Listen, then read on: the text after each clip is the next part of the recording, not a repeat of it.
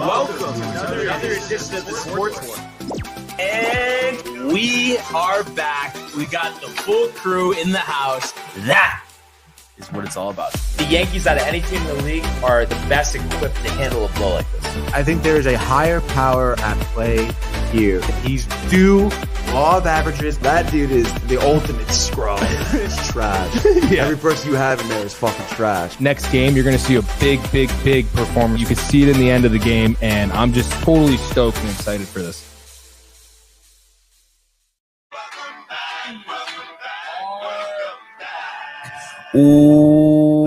Welcome to another edition of the Sportsport here on a thirsty Thursday, day one of the PGA Championship.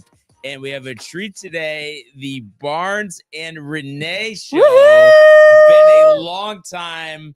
Renee, very versatile.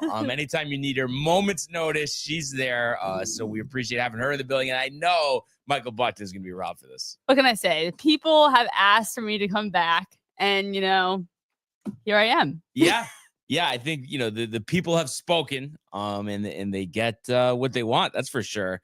And I have to say, too, I always say this when I have, you know, this setup, which is usually actually on a Thursday, day after Gaming Corner. This chair is just so comfortable. I could just sit here all day, watch the PGA Championship, talk to all of you. I mean, why not? Why not make it It's a gamer's chair. Yeah.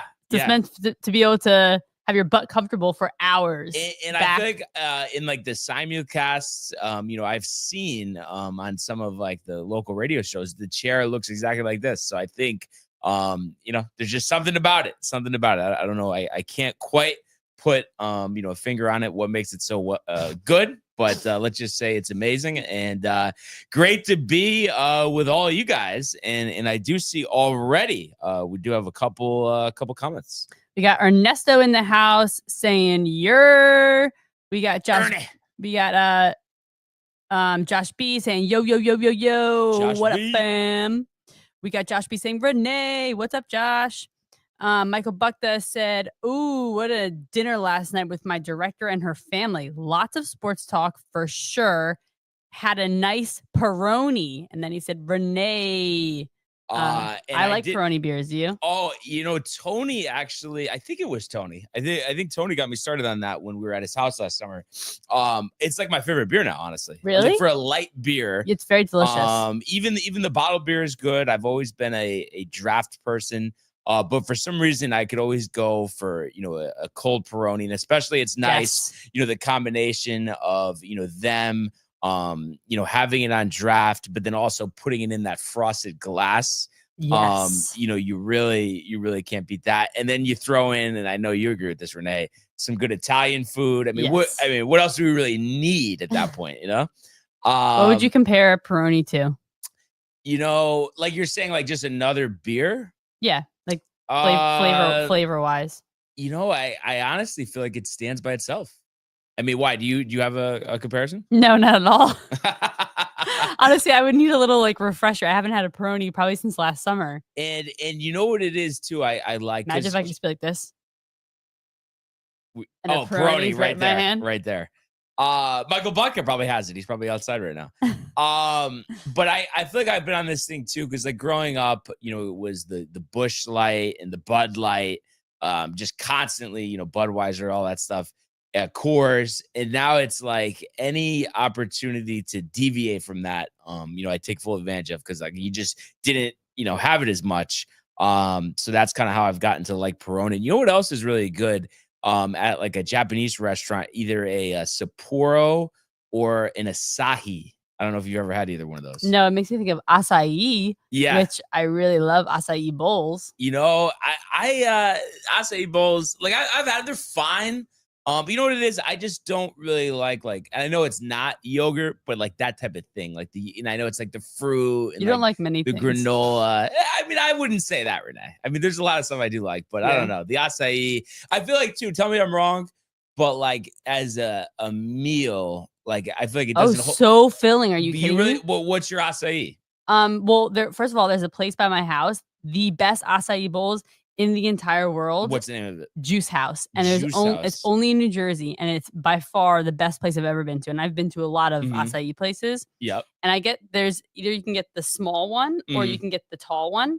And you get the tall one, and they do layers of the acai, granola, and then the one I usually get has I get the very berry. So it's blackberries, strawberries, blueberries, honey. Sometimes I'll get a little Nutella drizzle on top. Okay. All that puts you into a food coma. Yeah, no, and it's funny you say that because I used to go to Apply Bowls because actually Sam always liked acai bowls. She likes this place in Westport. I don't know if you've had it, Gigi and Joe. It's right in downtown Westport. I've seen that place before. Yeah. Wait, does it have like Gigi? Oh, no, never mind. It's right by like the shops area, all there. That's where it is. But I was thinking about it, and when I would get it though, I would get like the Nutella, like you said. But I think the thing is, because it's like the same thing with smoothies. I'm just not. I don't really like fruit that much. Like, you know what I mean? I would be fine. Very fruity. Like never having any fruit ever again. Like, and it's like pineapple Watermelon? is good. Watermelon is good, but it's just like I feel like I don't feel like I'm missing anything if I don't have it though. You know what I mean? All right. Each their own. I feel like you're like slightly offended here today. No, I mean I love fruit. Like watermelon. Like this past weekend at home, like we cut up a fresh watermelon. It was perfect. Last week I cut up a pineapple that I had at my house, and it was like so delicious. Or strawberries, chalk covered strawberries. I just made blueberry pancakes last night. And that's the thing too. Like with in addition to things like blueberry pancakes, blueberry muffin, blueberry pie, love all that. But by itself, I don't need to have blueberries. See, I could eat blueberries by themselves. High in antioxidants too. No, I know it's good. Bananas. Maybe, the superfruit. The bananas too. I used to do a lot of bananas. I don't know. I just, again, mixed in with something, it's great. I just feel like it's just by itself. But if I had to pick though, watermelon, pineapple, especially summertime. Yes. I mean, that stuff I will say is really good. Have you ever had tahini seasoning on fruit? I feel like I have. It makes it almost like a spicy. Yeah, no, I feel like my mom used to do that a lot, like a fruit salad back in the day. Ernesto says he's currently drinking a fresh squeezed mango juice. Interesting. That sounds very delicious. Yeah, and that's another thing too. Again, it's not that I have a problem with it, but I just never have it. Like I never drink orange juice. I used to drink orange juice a lot, but it's like if I had to pick two, I would say apple juice or cranberry juice is the best. Yes, combined little breakfast cocktail. Go. Good morning, Sharon. Morning, Sharon. I kicked out all the guys, and now I take Renee's over. taking over on a permanent basis. Yeah. Way up. All the fans have spoken, so that's why we love Renee. And then Ernie riled. I guess he's having the tahini now. Oh, I think he's maybe affirming with tahini. Ooh. And you want to know something crazy? I had this this candy. It was Gushers. It was from this Mexican market on Cinco de Mayo. Gushers dipped in that red sauce. Then they put tahini on top. It was really freaking delicious. Wow. Yeah. That does sound good. Did we get other comments? Yeah. Maybe Kev Do, I think, right? Or no, but then he's talking about the Barnes. I forgot about Hurley. By the way, I saw the picture on Facebook. Michael Bucket wearing his Luka Doncic jersey at this dinner he was speaking of. So he was riled up. Awesome.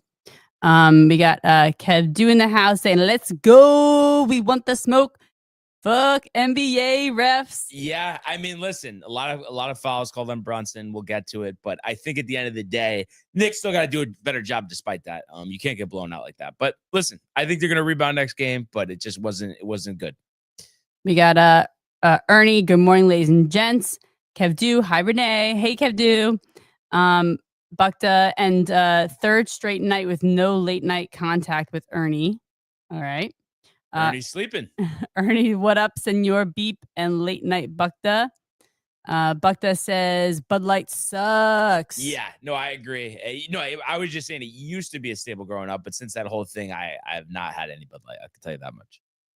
Ernie says, I was in the Bronx at 5 a.m., Bukta. I need my Z's. Yeah, exactly. Because I feel like Michael Bucket, night owl, wants to stay up till 2 a.m. every day. And I was telling him, he's like, no, it's fun. What do you mean? I'm like, you don't understand. It's not fun.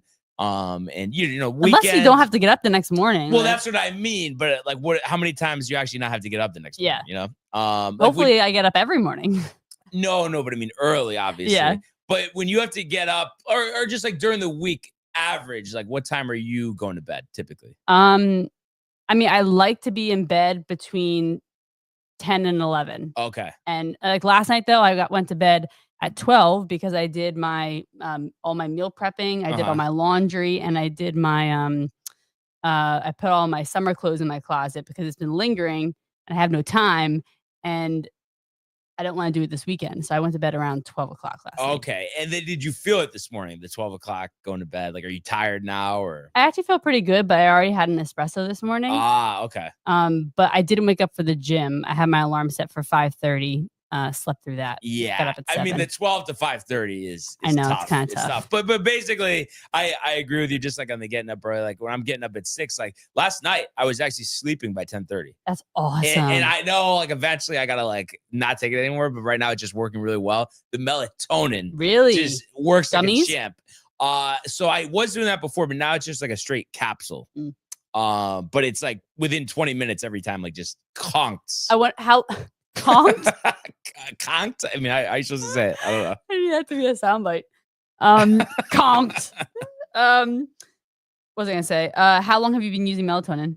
Probably like 2 months or something. Has your body, like, do you have to take more of it now, or do you feel like that doesn't happen with so this? it's interesting, I guess, technically, but what happened was at first I bought 10 milligram and I just not researching. I was like, oh, that's possible. Like that's a better way to go. So then I bought 3 milligram gummies, but used all of them. And then I still had all these 10s left. So instead of buying more, I'm just using the 10s now. Nice. So, cause I had first switched. Cause like, I don't know if have you ever used it or no? No.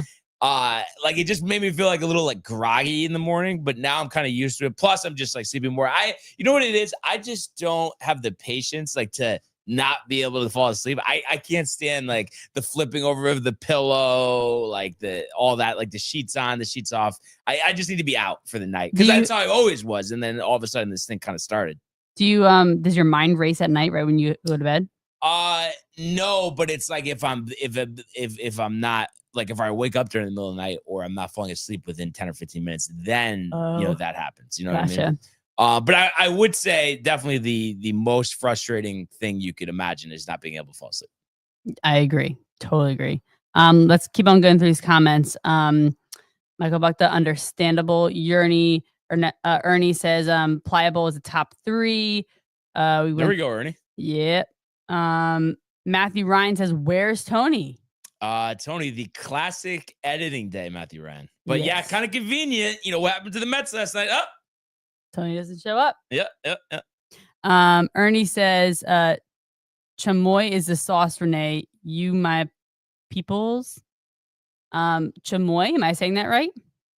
Oh, yeah. And Ernie says, Tony couldn't handle tahini and chamoy. Renee for the effing win.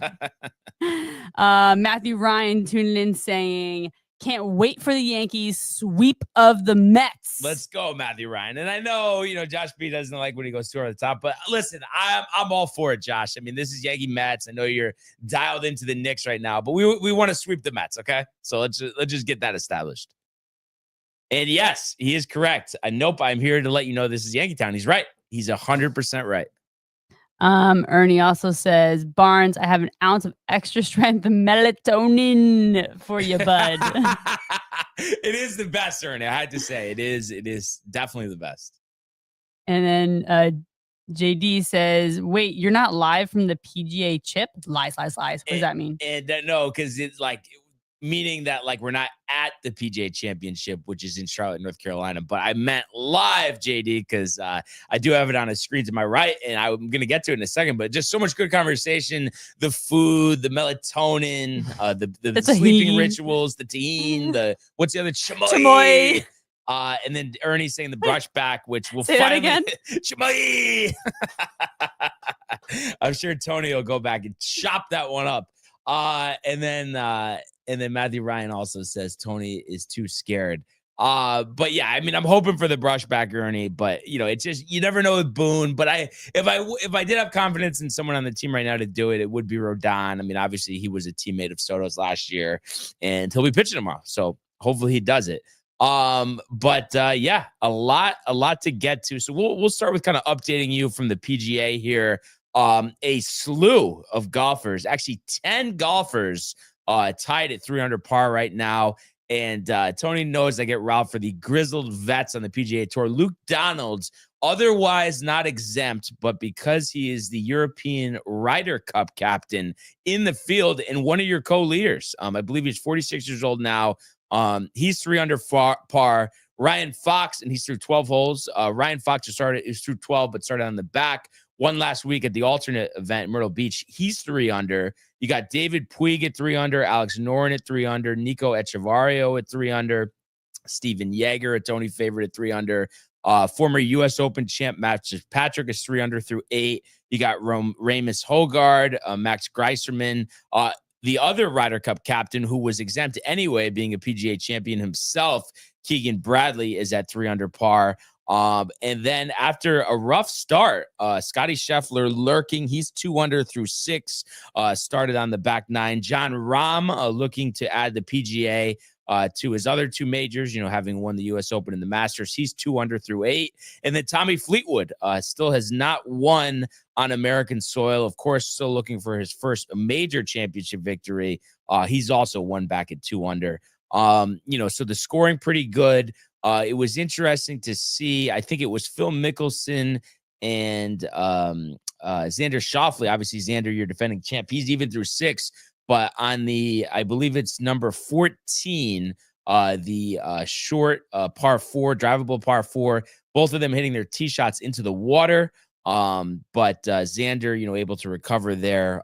So he has it at even right now. You have Scheffler, who looked like he hit his ball in the water on 14. Looks like he's going to pick up at least a double. Had a long bogey putt, but he's left himself, I would say, at least 8 or 9 feet here for double bogey. So Scheffler is going to move back to even par after it's all said and done there. So a disappointing hole there for Scotty Scheffler.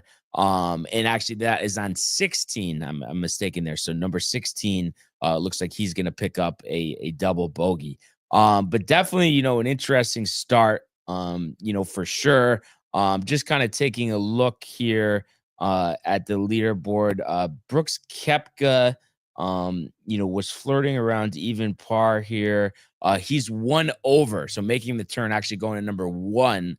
And he started with a bogey on number 10 and was able to get it back to even, but picking up another bogey here to go to +1. Another major champion in his own right, Jason Day, also makes the turn at +1. Shane Lowry, tough start to this one after the collapse last week, as Xander also has a long bogey putt. He leaves it about the same distance, maybe a little inside of Scotty's mark, it looks like, but he's going to pick up a double bogey here. So a very tough start for Xander Schauffele here. He's going to be +2 through his first 7 holes here. Patrick Cantlay looking for that elusive first major championship.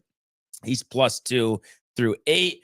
A me and Tony personal favorite, Patrick Harrington, +3 through 12. The 3-time major champion. I've talked about Phil. He's 3 over through 9 as well. But looks like a beautiful day here in Charlotte, North Carolina. I believe the low to mid 80s. Not a cloud in the sky. Looks like huge crowds have shown up. Have you ever been to Charlotte, Renee? No, I would have if I went to my cousin. My cousin just got married in Charlotte, but I wasn't able to make it. Oh, have you been? No, but it's only like 2 hours from my sister because she's in Cary, and I've been wanting to go. I've heard some good things about it. So definitely gonna do that soon. Seems like a nice city. There's like a couple lakes there. I know. Do you usually in the summer you go visit your sister a bunch? Do you guys have any plans? So we don't have it set, but we want to do it soon. Whether it's the summer, as Rory picks up a double bogey. So all these major champions picking up double bogeys here. So we don't have it planned, but I would say at the latest, we'll go in the fall. But yeah, just love the area down there. It's definitely nice. And I guess we do have a couple more. I guess starting with Matthew Ryan. Matthew Ryan says, when are the big guns starting? And I think he's referring to the group of Schauffele, McIlroy, and Scheffler, but they're on the course, Matthew Ryan, through 7 holes already. So ESPN Plus has the coverage. I don't know if you're subscribed there. Ernie says, we should have a Top Golf outing. Too much walking in real golf. Too much walking, Ernie, as Scheffler makes his double bogey putt. Crazy. But there really is only walking, from your ball to the cart, which isn't much. If you're walking the course, then I agree. I never walk the course. I used to when I was younger. But you could get through a round in the cart. Come on. Definitely. What else we got? JD says, Ernie, you can't fit in a cart. And then Ernie says, I'm only 220 pounds, JD. Top Golf might be rough for you, though. Don't want you throwing your hip. Matthew Ryan says, I'm pretty. Thank you. Ernie, what about Brian? You don't tell Brian he looks pretty. Why is he saying state trooper-ish? I don't get it. Barnes is very state trooper-ish attractive. Matthew, show some respect. You think it's just because of the chair? I was thinking maybe the haircut. Oh, okay. Yeah, that's what I think. And it is interesting because Tony would always give me a tough time as Schauffele makes this double bogey putt. You would call it a militarian haircut. And I don't know. It's like every military leader's in every movie's haircut. And Xander makes the double. I thought that was going to rim out, but he'll be +2. But it's interesting because I get that, but I've just always had this thing when I was younger. I used to kind of grow it out a little bit, but I don't like much longer than this. I don't even like, honestly. I'd rather just keep cutting it. It just feels good being short. How many haircuts a month? Once a month. Once a month. Yeah. Gotcha. So I feel like that's pretty average. I think so. Yeah. The hair. Ernie said, JD said, throw a hip. Ernie said, yeah, you old man. And then JD says, I'd pay to watch you walk 18 holes with a bag.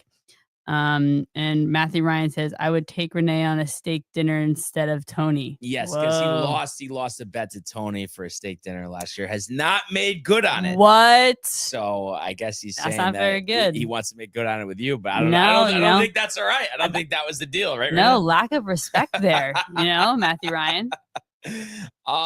So all we have is our word. Yes, that is absolutely true.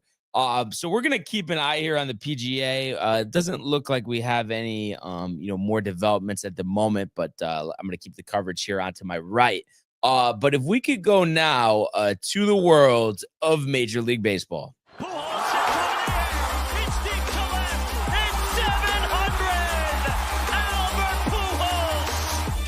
What a play! Stop it! Yep. And Alonso cracks one. The Mets win the ball game. Out of sight. And it works at 100 miles an hour. 14 strikeout. Too deep to left field. There it goes. See ya. All right, and we got one more comment here. What do we got? We got Mrs. Materiello saying hi, fellas. Good morning. I think she didn't realize Renee was producing. Good morning, Mrs. Materiello. I'm sure she'll be very surprised and elated to see you, Renee. Almost like Matthew Ryan. All right, what's going on in the world of the MLB? Renee didn't like that one. Anyway, it was a big. And then we also have Ernie saying, "I got a bag you can hold for 18J." But I can't tell if that's an appropriate joke. I honestly, I don't know. But anyway, it was a big series finale in Seattle yesterday, a 4-10 start. And we had a pitching matchup of Will Warren and Luis Castillo.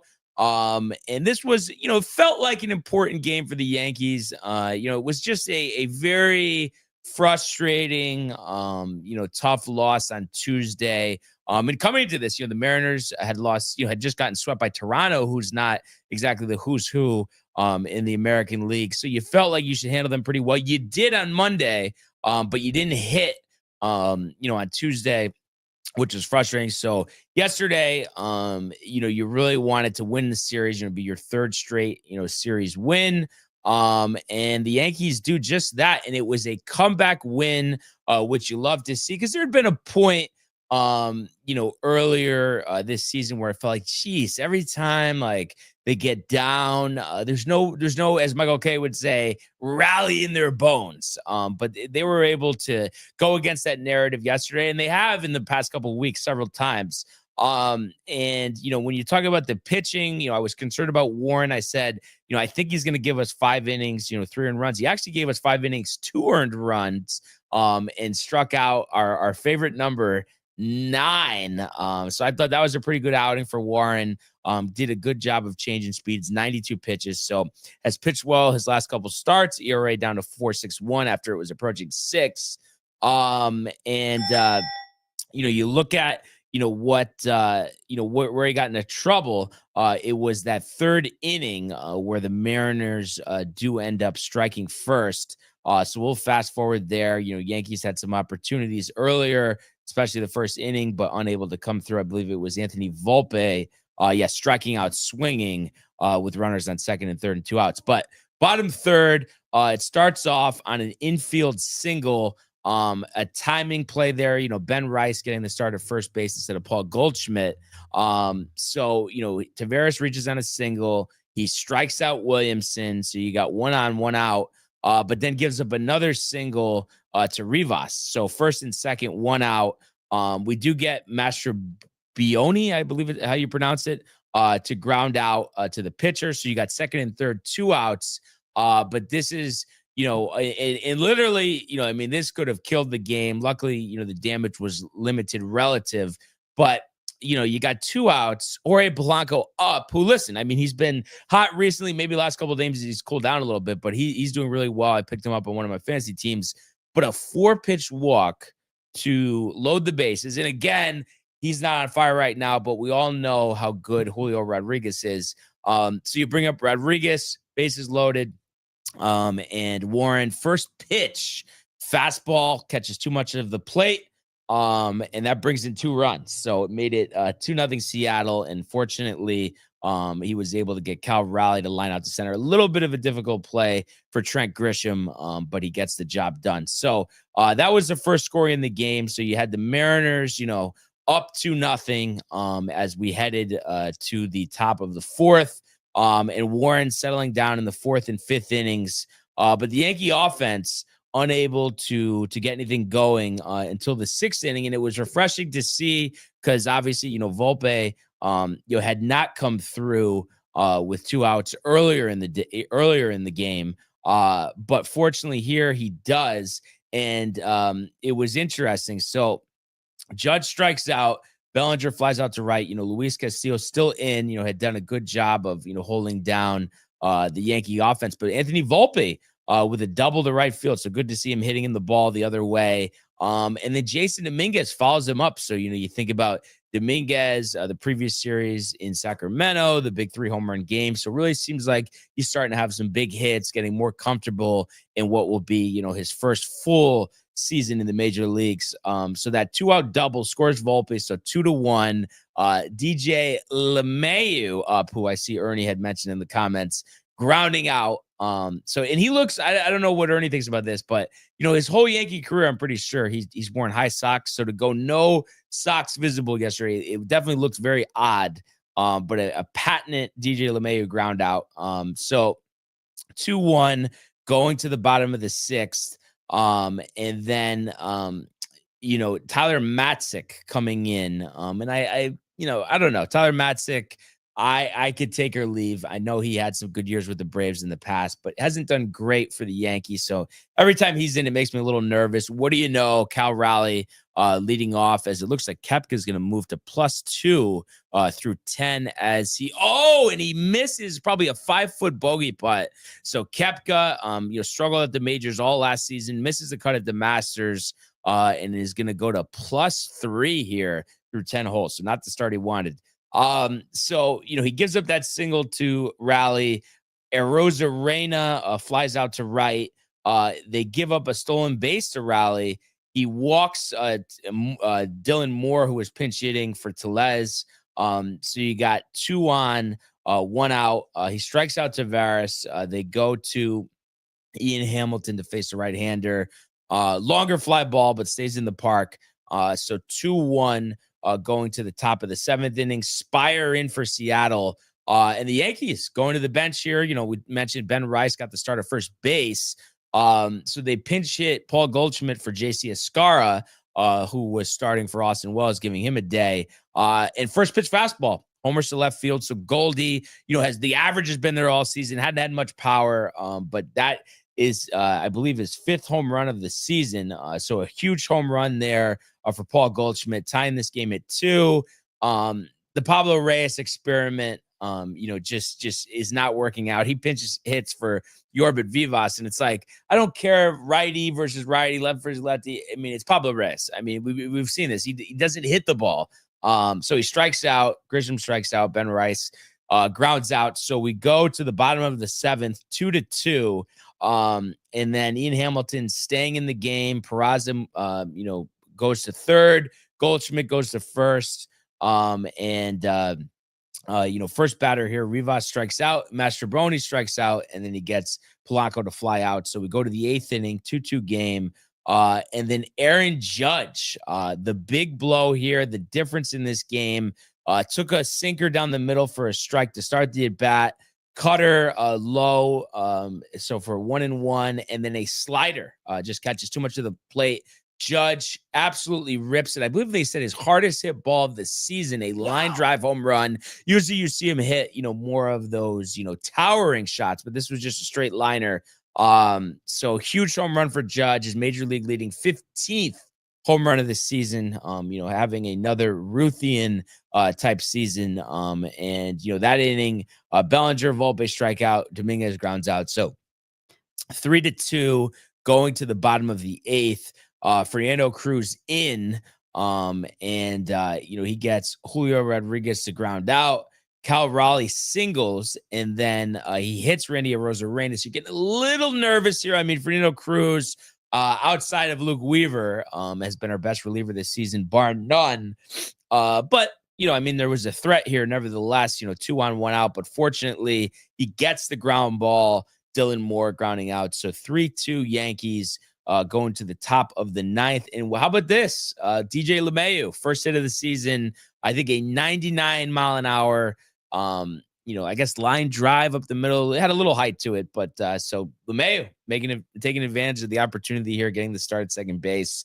But the Yankees unable to do anything after that. Goldie flies out, and Wells and Grisham strike out. So Luke Weaver, despite pitching 2 innings the previous game, and me and Tony, we're talking about this yesterday. We anticipated that he would be unavailable, but through 21 pitches, which, you could pitch back-to-back days on 21 pitches, and maybe they figured, even though a big series with the Mets, you're expecting you're going to need a lot of your top arms, the off day today gives them that luxury to go to Weaver. And Luke Weaver, he's been almost perfect this entire season, striking out the side in dominating fashion here to give the Yankees the 3-2 victory, winning this series in Seattle, and moving to 25-18 on the season. And just a massive win for the Yankees here, especially because, they had opportunities early in this game. They don't score. They fall behind. They have arguably their worst starting pitcher on the mound, using a lot of the bullpen arms yesterday in a loss. It didn't seem like it was going to be easy. But Jason Dominguez, Paul Goldschmidt, and Aaron Judge stepping up. They've been clutch all season. So you love to see it. And especially because, after that first game, we score 11 runs. You're thinking, maybe this will be a sweep. We're going to pound the ball against these guys. And then the next 2 games, you combine to only score 4 runs. So that why to win this game was huge. And just what a treat it is to watch Luke Weaver close out baseball games as well. He's just been so electric. Ever since, he was really good all last season, but specifically once they gave him that closer's job, and I'll never forget, and I know Tony remembers it as well, in Chicago, getting that save at Wrigley Field. He just has not looked back. And I always say it, just absolute ice in his veins for Luke Weaver. So you love to see that. And that completed a 4-2 road trip. So the Yankees, heading back to Yankee Stadium. Obviously, we all know the huge series with the Mets on the horizon. Aroldis Chapman actually got walked off yesterday in Detroit. So the Red Sox are actually now in third place. The Blue Jays behind us at 3.5 games. So pretty good so far this season. A 3.5 game lead. Here we are, middle of May, and you're looking to grow, looking to build upon that. Obviously, listen, I mean, the Mets, are going to be definitely a tough series. I think it's going to be very close, very intense. We already mentioned the whole, Soto brushback scenario. And the crowd's going to be going nuts. So I can't wait to watch these games. And JD, who's in the comments, I know he's riled to go to the stadium tomorrow. And I believe Donna Lee is going to be there Saturday, if I'm not mistaken. So those are going to be some great games. So 6-game road trip complete, 6-game, homestand on the horizon before a 9-game road trip, Colorado Angels and the Dodgers. But yeah, I mean, I think there's just a lot to like now. I think the offense has definitely, exceeded everybody's expectations. And of course, Aaron Judge, as he always is and does, at the forefront of everything, but he's getting a lot of help. We've talked about Goldschmidt. I mean, it's unbelievable that he's hitting around 350. The power's starting to come around. Gold Glove defense at first base. I mean, that looks like a gem, bargain free agent signing, $12.5 million. So, you love to see that. Bellinger has been coming around as well after a very slow start. And then Jason Dominguez, I mean, let's face it. I mean, he's the future of your organization, only 22 years old, has had some clutch hits the last couple of weeks. Obviously, the big game in Sacramento. So you feel like there's a lot to be excited about, and a lot to look forward to. Obviously, you've had some injuries this season. Cole's not coming back, and probably not as well to Cabrera. But you have Stanton to look forward to. You have Heel to look forward to. You have Jake Cousins to look forward to. You have Jonathan Loaizaga, whose return seems like it's getting pretty close. I think he's pitched 6 innings in the minor leagues so far on these rehabilitation stints. So, yeah, you feel like, you're in a really good place. You've navigated the Devin Williams situation well. I've appreciated, Aaron Boone, putting his emotions aside and restraining from trying to have him be the closer again. I mean, Luke Weaver, let's face it, Luke Weaver is just cut out, is born to be the closer of the New York Yankees. I think, we definitely know that. And he's just done an outstanding job. So really looking forward to this Mets series. And I know, in the head-to-head matchups, and obviously at the end of the day, it's about, what you do in the World Series. But it just, you won, you didn't win, excuse me, but you got swept by the Mets last year. It's just, you want to put on a good showing. It's been 4 games the last few years. Now it's 6. So, you want to take 2 out of 3 in both of those series, at least. And I think we have a very good opportunity to do that this weekend. You look at the pitching matchups tomorrow night, like we said, JD in the building, 7:05 start. You're going to have Carlos Rodon versus McGill. Rodon has been one of the best strikeout pitchers in the league and has really settled down after a couple of rough starts in April. Did give up 4 runs his last start, but did pitch 6 innings. I expect him to really, give the Yankees a strong performance. The big moment, Carlos Rodon, he gets fired up. So we'll see if he does the brush back. We're hoping for it, but who knows? Tyler McGill has been pretty good, but, the Yankees can get to him. The Yankees can get to that bullpen as well. So I think the key is, Rodon, getting the Yankees off on the right foot, giving him 6 innings, 2 runs or less. Bullpen will take it from there. And then just trying to scrape a couple against McGill early. And I think they'll be able to do that. So that's the Friday game. Saturday, no announced starter. They have Schmidt lined up for Sunday. So I would imagine that it'll be Ryan Yarbrough again. He did well his last start, winning, I think, 5 innings, 2 earned. So he's matched up against Griffin Canning. Griffin Canning, you look at the game logs, you look what he did last year. I know there's this whole thing about, Jeremy Hefner in the pitching lab over there in Queens. But I think he's due to get tattooed. A day game, Yankee Stadium. I think that has, he could get roughed up there. I hope that they do that. And, the key in that game, though, will be, can Yarborough match what he did last time? He's probably only going to do the 5 and fly. But if he does that, I think we'll be good. Clark Schmidt, has been building on the length of his starts. Did go 6 innings last time, gave up 3 earned. David Peterson has pitched well for most of this season, so that's who he's matched up against. That'll be a Sunday night baseball game. So let's see what happens. But I'm excited to watch these games over the weekend. That's for sure. Play ball. And I believe above Ernie's comments, what was it? Mary had the last comment that we had to get to, Renee. Yes. Or actually, what the fuck? It's DJ doing out there? Yeah. He's talking about DJ LeMahieu. But yeah, with the Cabrera injury, hands are tied. I guess I'd rather have him than Reyes, Ernie, but that's about it. And I hope Vivas and Peraza, seize the opportunity. Ernie saying, "Oh, shocker! I forget what that was." Yeah, I think it's the ground out for LeMahieu. Mrs. Mateo says, "I love you guys, but where's my Anthony?" Does she really love us that much? If she's asking where Anthony is, why can't you just enjoy the show, Renee? And when you say "but," anything before the "but," it actually is not what true. True. No offense, but you are offending. Exactly. Ernie says he didn't want to come in today after a Mets L. I mean, it is convenient. Yeah, it is very, very convenient for Anthony. Tony's having an editing day. But a sulking day. I mean, maybe that wasn't a good L against Pittsburgh. I mean, come on. Ernie also says, "Good morning, Mama Materiello." We have someone from YouTube, Henry. It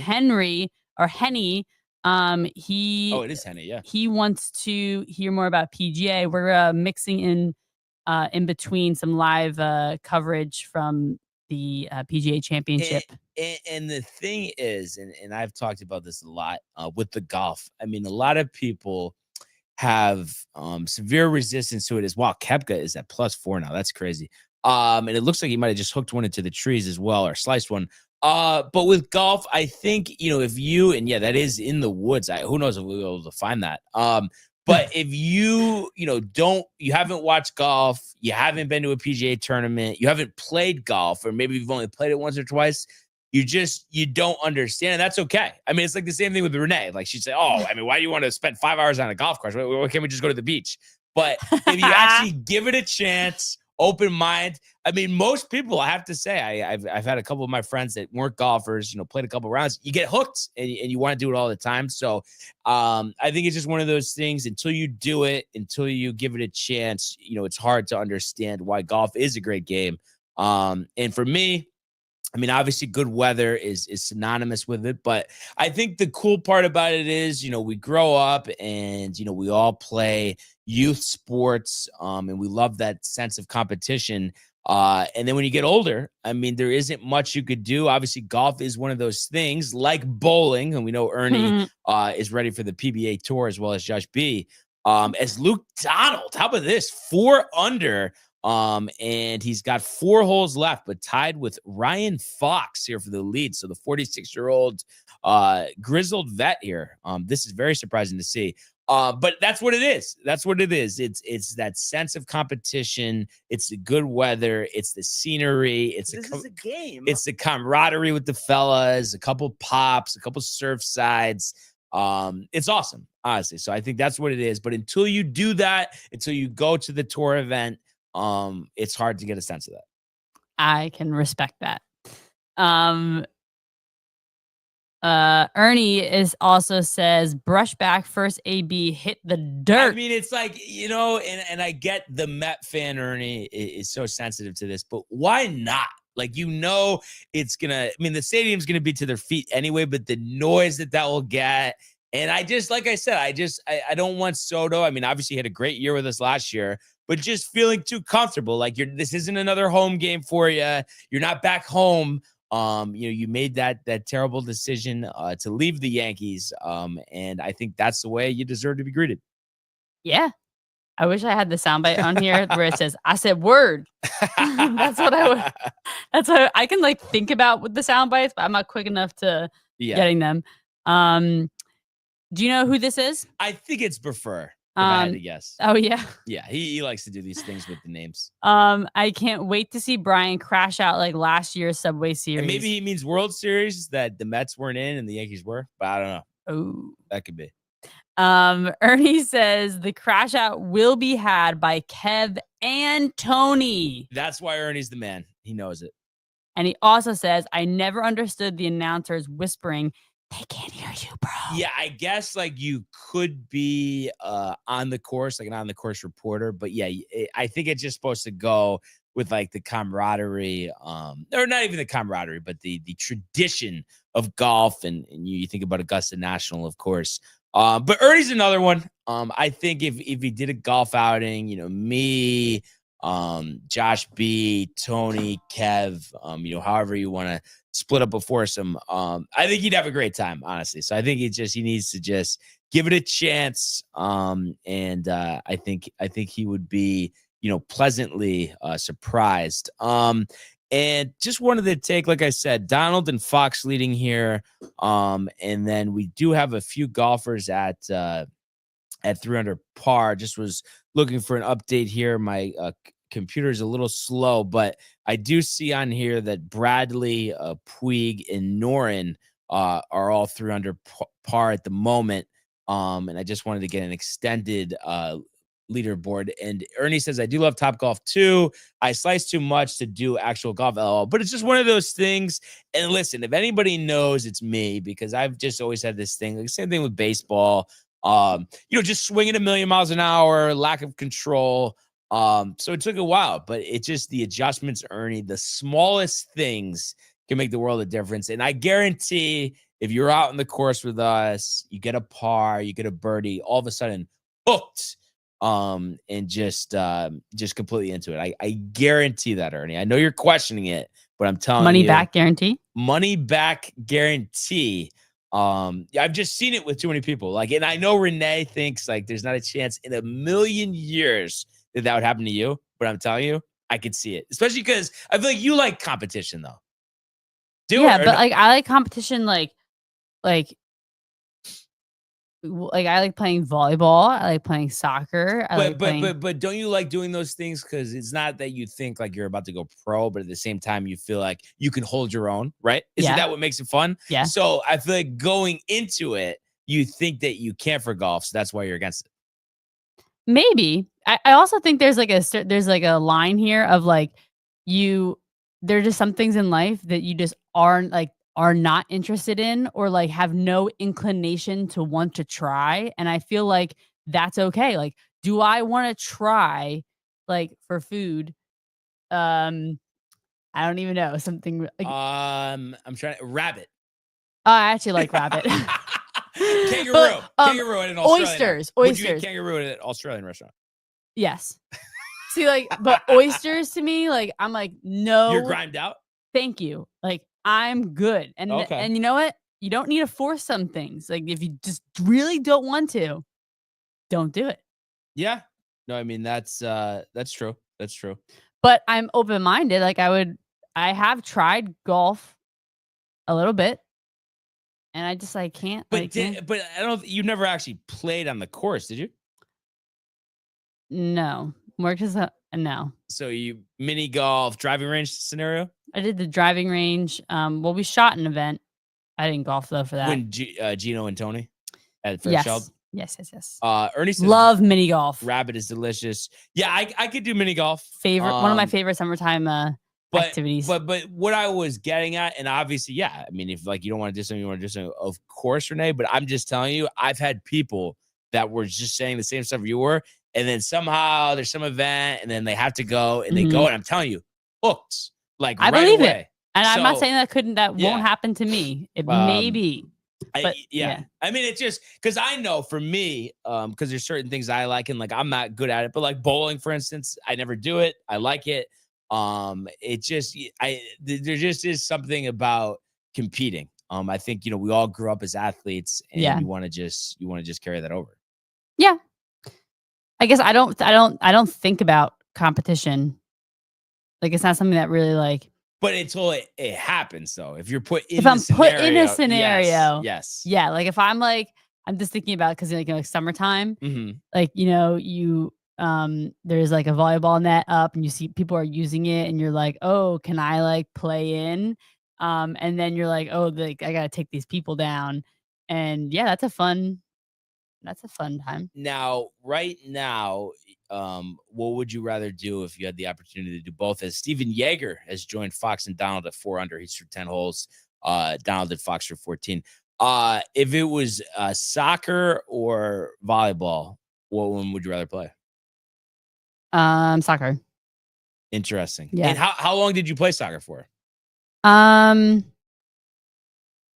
don't know. I played it when I was a kid. I stopped in high school.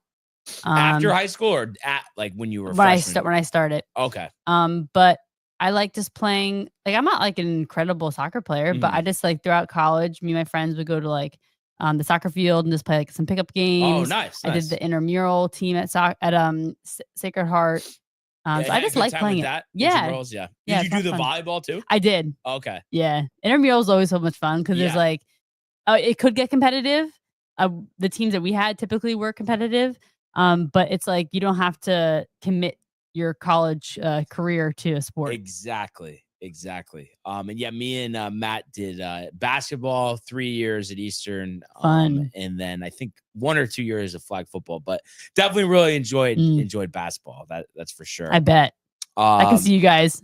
Oh yeah. I can just picture it. Yeah, no, and it's crazy too because I like never play basketball anymore. But I used to be obsessed. I mean, I was outside when it's 20 degrees, shoveling snow off the driveway, just wanted to just keep shooting. Especially, I think what made me want to play so much is I started basketball late, so it was behind everybody else. And, it took me a really long time. And not that I ever got like that. I was like, oh, that good at shooting. But just when I started, I like it really just, especially like long distance 3-point shooting, just wasn't my thing. So I just feel like it was just like I was just dying to get better at that. Did you play basketball that much or no? I did. Actually, we have a trophy of mine in the studio here. Okay. Most valuable defensive player. Now, when was this? Middle school. Middle school. Were you on the middle school team? Yes, I was. Wow. St. Bartholomew Academy. And then gave it up at high school? Yeah. No? In high school, I wanted to try something new. I wanted to the high school I went to, people came there for competitive cheerleading because our school was nationally ranked. Oh, really? Yeah. So I was like, wow, I'd never done that before. Oh, whoops. Oh, wait, never mind. So I did competitive cheerleading throughout high school and it was so much fun. Like we did a lot of throwing people in the air, a lot of flipping yourself all around. We went to nationals. Our team won national champions my junior year, and yeah, it's a fun time. That's awesome. Now, no intramurals basketball in Sacred Heart? No, I didn't do that, and no, just wasn't in the cards. Wasn't in the cards. I was occupado by. It's so weird that you said occupado. In my head, before you said it, I was thinking occupado that you were gonna say that. Maybe I've just known you for a couple of years. Figured that was the lingo. I don't know. But that's kind of funny. But no, and one thing I would say, because Ernie's comments here, he's saying I'm really good at mini golf as well. So I guess top golf plus mini golf is real golf, which I have to say, Ernie, usually, we agree about most things. I know a couple Yankee free agents maybe you wanted to bring in that I didn't, but I would say 0 for 3 here for me. I mean, obviously everybody has their opinion, but there's only one real golf. He's saying soccer better than golf, and I'm sure but Renee agrees with that as well, and soccer better than hockey. I like hockey. I know hockey. It's new to me, but I definitely really enjoy it, and I felt the way that I feel about soccer right now. Like I was like, I don't want to watch this. Like there's not enough scoring, this and that. But then, once I gave it a chance, it was good. So I don't know if I could do that with soccer. I mean, I definitely watched some World Cup. And I used to play when I was really younger. And I'm sure you can imagine this, Renee, constantly kicking the ball way too hard, way too far, off the toe. Not having the endurance. So it just was not a match for me, but it is kind of funny. So that is one thing I could relate, like you're saying with golf. That's kind of how I've always felt, with soccer. Men's World Cup next year. MetLife. MetLife. There's going to be a few throughout the country. Yeah, throughout the country. But the finals are going to be in New York. Oh, it is going to be in New York. Yeah. At MetLife or no? I don't remember. I just I feel like it would be because where else would they have a stadium that would accommodate that many? They're not going to do it at like a smaller soccer stadium. Yeah, but I could be wrong with that. For some reason, I was thinking New York and New Jersey, Los Angeles. The finals? Yeah. Well, technically, MetLife's in New Jersey. Maybe I'm mixing this up. I don't remember, but I remember maybe it's the semifinals or something in our neck of the woods. Is next year? Yeah, the men's. So I'm going to that. My family is. Like you already got tickets? No, actually, I'm on their email list. Gotcha. To get notified when they drop tickets. It MetLife, by the way, July 19th. The finals. Yes. Let's go. See now, those tickets. See, we're gonna buy our tickets. Our family has been saving for this. Everyone, all of us were we gotta go, and we've been saving individually to this moment because when else is this gonna happen? It hasn't happened yet, so obviously we're gonna buy tickets. We're not gonna know who's gonna be playing, but I'm guesstimate, I'm saving for maybe 1,000+ for a ticket. That's wow. It's crazy that they're that much, especially because that's a 70,000-80,000 seat stadium. And then what do we got from Josh here? Josh B, I guess he's everything. Agreeing with me pretty much. Yeah, bowling, golf, hockey, bowling, baseball, basketball, BMX, snowboarding, over soccer. Yes, Josh B, yes. Ernie saying, Josh, we can fight. And or Ernie says, and then Josh says, yes, bowling twice. Ha ha ha. Ernie says, we're close enough. Semis at MetLife. I wonder if Ernie's going to be there. Probably. Yeah, that will be interesting. That's funny that he said bowling twice. Definitely we're overdue for a bowling outing, but then the golf outing. So there's just so many outings to have. And he says LMAO. Sakura outing. Sakura outing. If you could, Renee, put on it should be on there, I think, baseball, because we have to do for the music. We have to do yes. 6-pack MLB pick segment, which is going to be brought to you by the Hirsch Law Firm. And Tony actually had already texted me his picks. So we'll go there first. We don't have score predictions, but that's fine. We have the nitty gritty here. So the first game he's going with, which I like, Sugano has been great, the pitcher for Baltimore. He's matched up against Chris Paddock. He's saying the O's and the under, and the O's have really struggled. I believe they dropped both games, of the doubleheader yesterday. So he's going to go Orioles in the under for his first pick. His second pick, a team that also won yesterday, he's going to go with the Rangers. So going with his old buddy, Jacob deGrom, against the Astros. Kind of interesting, going up against Hunter Brown, 6-1, 148 ERA there. But he's going with deGrom. He's going with the under. Both Astros and Rangers have hovered around 500, the two Texas teams. And then his last pick, he's going to go with the Toronto Blue Jays, who are facing the Tampa Rays in Toronto. Gausman against Littell, and he's going to go with the over in that one. So those are his three picks. O's under, Rangers under, Toronto on over. And then for my three here, and I should probably text these to Tony so we have a mark as I'm saying it here. So let's see. So first pick, kind of interesting, when you don't have the Yankees in action, I'm always starting there, but I'll go with Atlanta. Listen, they've struggled, but have rebounded. I forgot how many games they lost in a row to start the season, but they're 21-22. So trying to reset, get back to 500.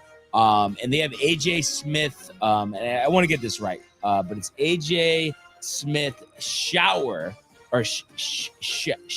I guess it's Shaver. That definitely could be a bite, but 22 years old, 2-2, 2.76 ERA, going against one of Tony's favorite pitchers of all time, Trevor Williams, for the Nationals, who's been stirring up batting practice like he's Carlos Carrasco, 2-4, 5.88.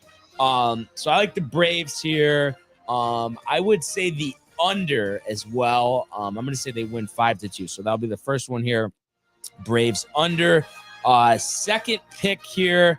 I will go with the old fade the Chicago White Sox. So the Reds, who are under 500 themselves, 20-24, but far better than the White Sox, 14-29, including 5-17 away from guaranteed rate field. Wilson versus Martinez. Ellie De La Cruz. I think he can supply all the offense himself. So we'll go Reds in the under. I'll say they win. Let's say 3-0. And then third pick, final pick. I guess my hand here is forced because there's only 6 games today. So I got to go with the Dodgers over the A's. Beto, who the Yankees beat against Sawyer. Actually, a former Yankee. I believe it was a second-round pick, if I'm not mistaken. Matt Sawyer. I will go with him. It looks like this is a bullpen game. Doesn't matter. Dodger offense will carry. We know, how they do. So I will say Dodgers will win this game. Let's say 6-3. And I believe that'll be the over. I just want to double check, this one being played from Dodger Stadium. So 6-3 actually will be the under because it's 9.5. So we'll go Dodgers in the under. And that will complete our 6-pack MLB picks. So we'll see where this has me and Tony. This was the last day of picks. Or I guess I don't know if we'll do one tomorrow. I'll have to ask him about that. But regardless, it's been an interesting picks segment. We're just under 600% winning, which I think is pretty good. So we'll see. Now, Renee, if you could pull up, it should just be in the saved history on the browser, but the immaculate grid. And just share that to the screen. Oh, immaculate? Yeah, grid. And if you just search immaculate grid, it'll come up. Is it the website or is it do you have to go to Google Images? It's the website. Immaculate. Yep. Grid. This is all you need to do, and just share that. And then I'm just gonna need you to input. I'll just need you to input some names. We got Ernie, who calls himself the Swami. He helps us out with these all the time. Definitely might need him need his help on this one.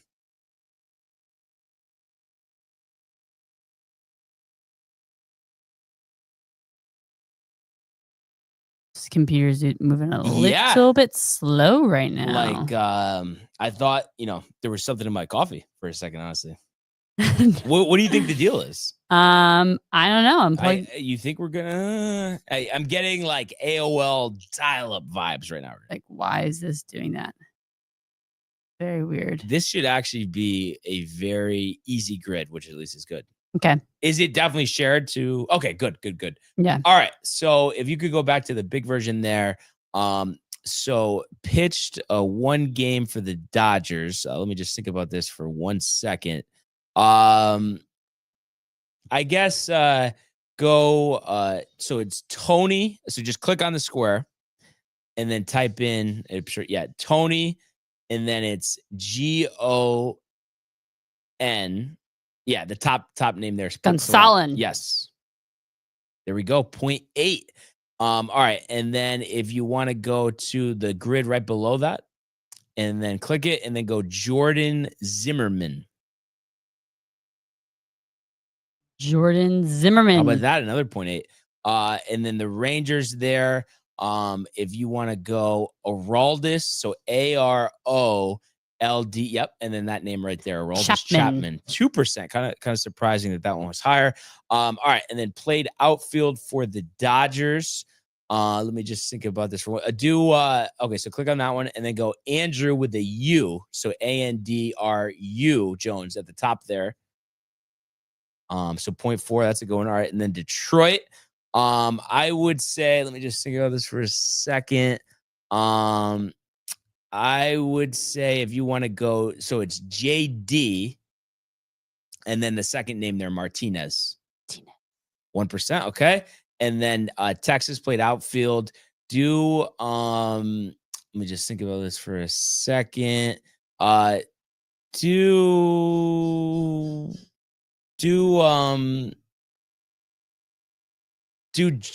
Josh Hamilton. Yeah. 14. Jeez. On this type of grid. Terrible, but that's all right. And then do majors for the Dodgers. Do Adrian Beltre. DR. Yep, top name there. Beltre. Mm-hmm. Yep. 0.3. Good. Tigers do Joba. Joba Chamberlain. Top name there. 0.3. All right. And then Texas Rangers here. I would say do Rod, R-O-D, and then Barajas. Barajas? Oh, right here. Top name, yep. Barajas. How about that? A 20. Wow. So pretty good score. Immaculate. But these, when they do the grids like that, I mean, there's just so many different options. So hard to really get it wrong. But it's just a matter of picking the names that aren't as common. So that was we were moving and grooving, as Tony would say, through that one. What did we get for a comment here? We got oh yeah, or what Ernie was saying, grid time ? This should be a breeze. Let me know if you need me. Yeah, and he was right on the head there. Also, Josh B said the Colony outing, because I was telling Josh B about Colony. Yeah, that's another thing he needs to try. But if we could go now, Renee, to the world of the National Hockey League. Here he comes. McDavid shoots. Top shelf. He scores. Captain with the overtime winner. That's the middle pick. That's a world-class hit right here. Tomsky stepping. Rink Washington made the full split save. Are you kidding me? Turn. Side of the net. Between the legs and they score. Filthy. David Pastrnak. The silver trophy to the Golden Knights. And also here, an update from the PGA. Donald is through 15, still at 4 under. Noren has joined him at 4 under. Nico Echevarria and Steven Yeager all at 4 under. So Ryan Fox driving a shot to go back to 3 under par. A former PGA champion in his own right, Keegan Bradley here, 1 shot back through 8 holes. He's 3 under par. Sam Burns also 3 under par as well. Tommy Fleetwood dropped a shot to go back to 1 under. John Rahm has dropped a shot to go back to 1 under through 10. Scotty grinding it out even through 9, getting to the front 9. Tony Finau's even through 8. And then Rory is +1, going to be playing 1 after starting on the back. Patrick Harrington has picked up a birdie here to go to +2. He's through 15. Shane Lowry's +2 through 12. Xander Schauffele +2 will be playing number 1 after starting on the back 9. And it looks like Rory just hit 1 into the bunker. So a lot of guys struggling here. And speaking of struggling, Brooks Koepka +5 through 12. So my early winner for this event, not looking great. Fortunately, Jordan Spieth, my sleeper, has yet to tee off. So, we'll have to see what happens. But we're gonna keep an eye out for this, as it looks like who just made that. Shane Lowry with a long, was that a chip in? But he picks up a birdie on the par 3. That was a long putt. So Lowry will be to +1 as he looks to get back, into contention. So we'll see what happens. Also here, we have John Rahm staring down a birdie putt, and it is in the cup. So Rahm, 2 shots back. He looks to compete after kind of rallying at Augusta. He looks to compete and possibly pick up his 3rd major championship, after winning his 2nd 2 years ago at Augusta National. So on the ice, we talked about hockey. And kind of what, I expected. I want to say Tony was thinking as Nico Echevarria actually makes us feel like one of us, struggling to hit the ball out of the bunker. It does not make it out of the bunker. I mean, you don't really see that often from the pros. Maybe feeling the pressure now that he's tied for the lead. But the Panthers just blow out the Maple Leafs here on the road. Sergei Bobrovsky, the Grizzlied vet, obviously Stanley Cup champion last year in Florida. 31 of 32 in net, but 6-1. So, they dropped the first 2 games of this series, and they come back with a vengeance and win 3 in a row. That's what you do, when you're the defending champs. I mean, really proving that they, belong there. As it looks like, if I'm not mistaken, Echevarria might have hit it into the wall of the bunker again, which is shocking. So it looks like he'll be going from his fourth shot there from the bunker. But so, looking at the scoring here, it was interesting. You had 6 different goal scorers, and not really everybody you'd expect, other than obviously Sam Bennett, big name. He had his 6th of the postseason, but you had 4 guys score for the first time: Greer, Mikala, Boquist, Kukulov, and then Ekblad had his 2nd. So I think this is a kiss of death, especially that Florida's going back home. That home crowd is going to be riled up. And Toronto, here we go, not advancing far in the playoffs. We'll see if Austin Matthews has something to say about that. But that's kind of just my thoughts there. And this is Echevarria's 3rd shot out of the bunker. It looks like, that'll be inside of 10, maybe 7 feet, but he's going to be putting for 5. So once again, feeling like one of us in a par 3 going for double bogey. But that's going to drop him out of the share for the lead.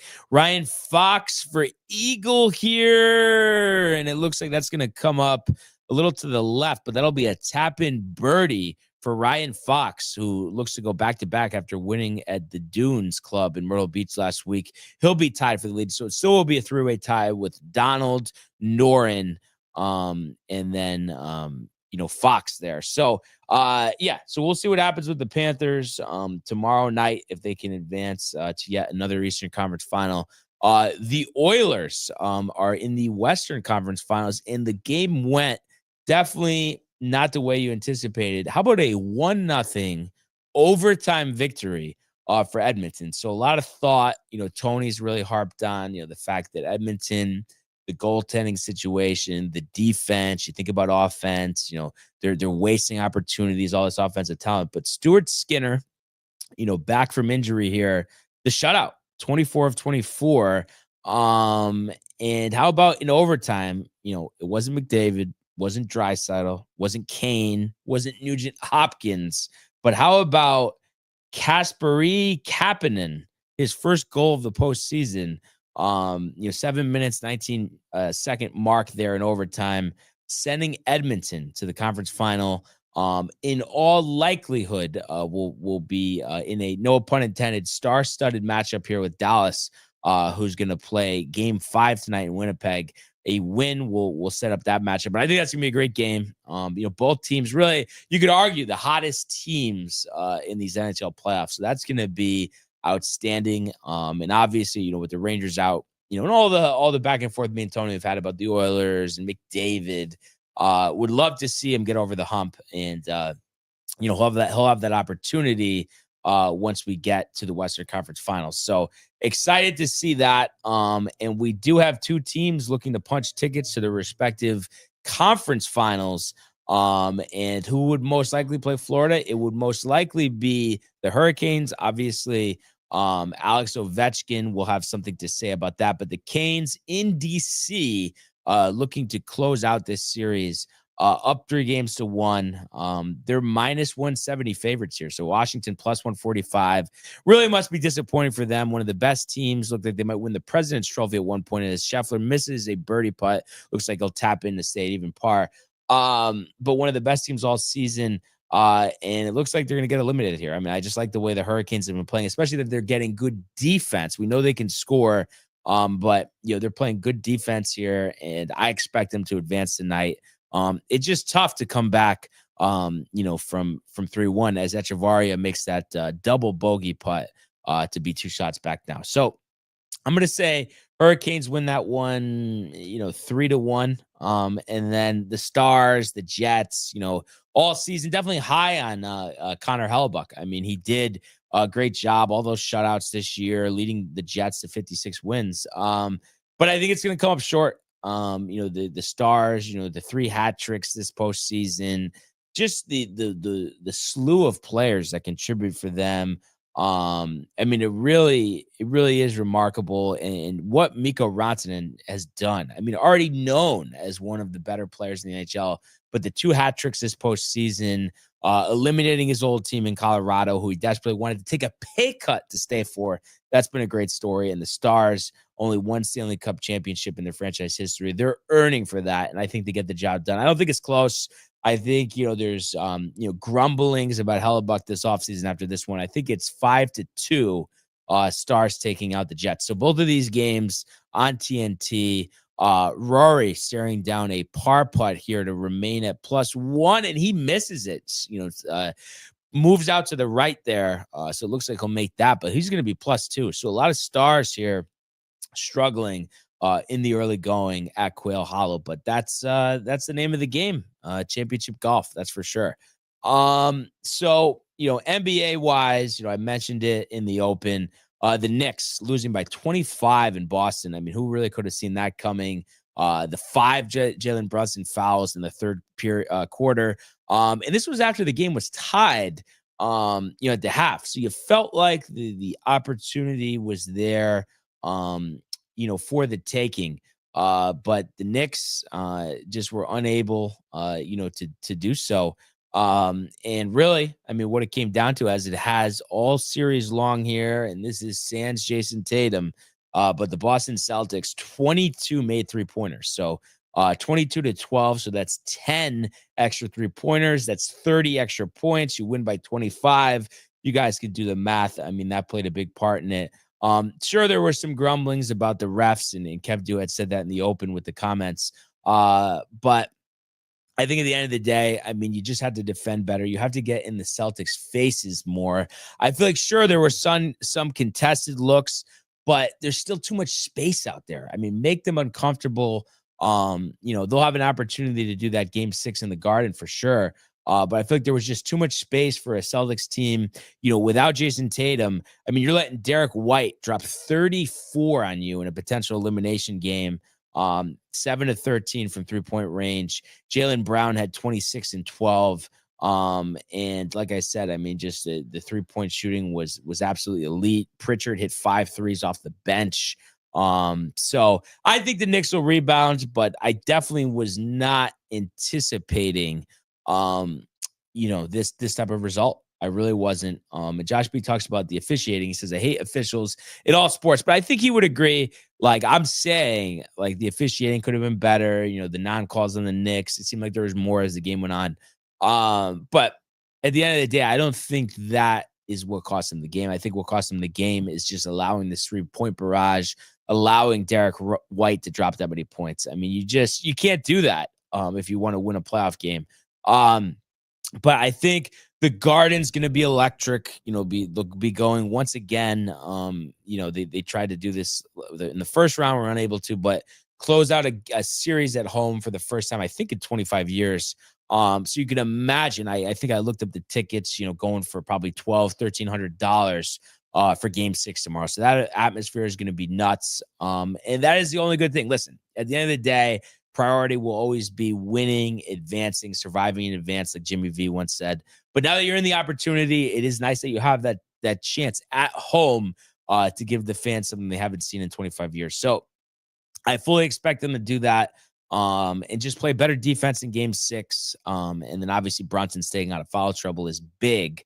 But that's just kind of my thoughts there. And I think, like I said, I think they will step up. That's for sure. So also, Brunson last night, 7-17, 22.6 assists. Hart had 24, including 5 of 9 from 3-point range. Even got 11 from McBride off the bench. But Anunoby and Bridges, who have been huge in this series, only 9 and 6 points respectively. So so like I said, I think they'll get it done. We'll see. Speaking of getting it done, Timberwolves advancing to the Western Conference Finals, beating a Steph Curry-less Warriors team last night, 121-110.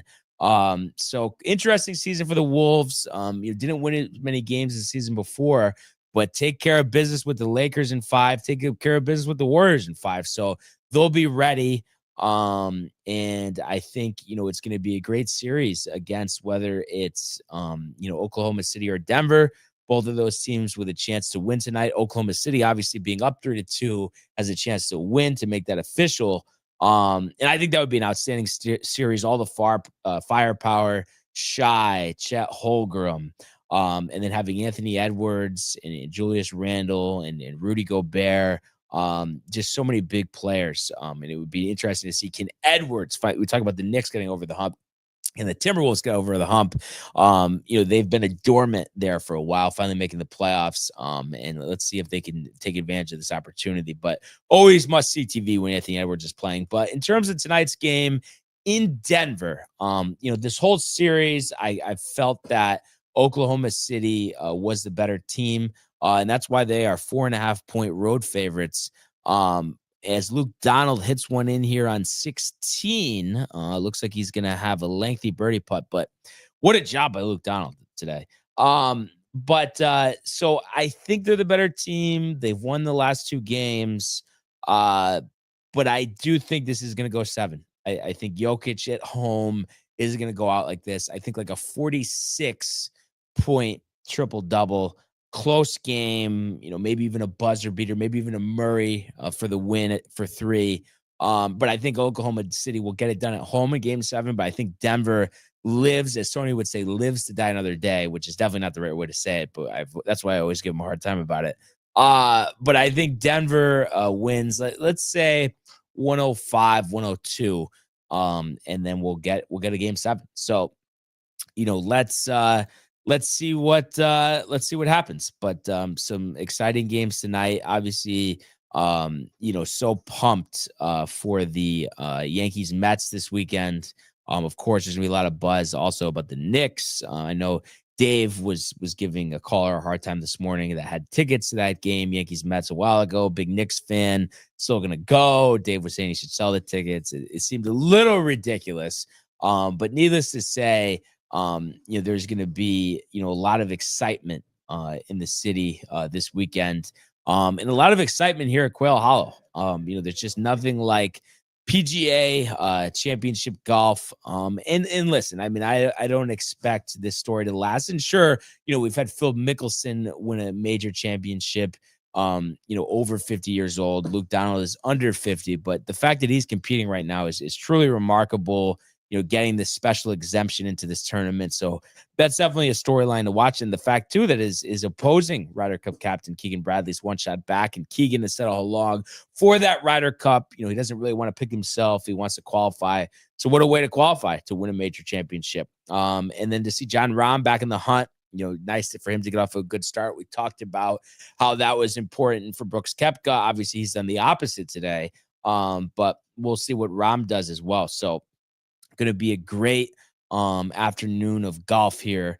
And I have to say, Renee, it's been a great morning here on the Sportsport. It has. You've done an outstanding job producing, so we always appreciate that. Always a good time. And we appreciate all of you tuning in and continuing to comment, like, and subscribe. All of the archives on the YouTube page, Tony, Michael, Renee, and Jay and Costa, and the merch at DowntimeTV.com. Want everybody to enjoy the day, enjoy the games, and we will see you mañana. Hey guys, Tony here from Downtime TV checking in. I want to thank all our fans out there who's been liking, subscribing, sharing our content. You guys are the best. You guys are our bloodline. You make us love what we do. Thanks again.